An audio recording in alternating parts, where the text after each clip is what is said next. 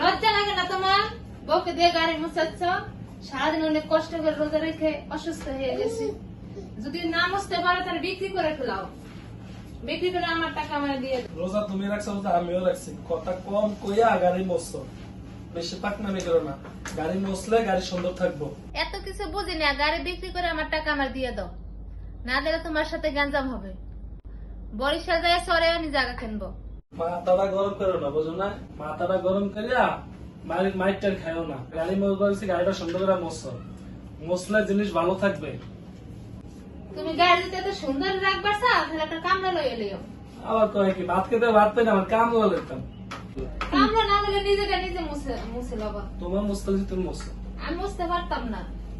বেশি কথা কয়, ফেক্কা ফেক্কা করে করো। আর ঘরটার ভিতরে আলি গেলে মাথাটা গরম করে হয়, ঘরটার ভিতরে আয় কোনো শান্তি পাই না।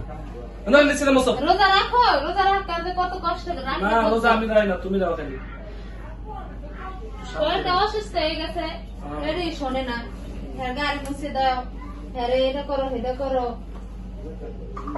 এদিকে মোছো, এদিকে মোছো। তুমি মুছে দাও, আমি পারতাম না মুছতে। আমার ভাত খেতে হলে আমার কথা মতন চলতে হইব।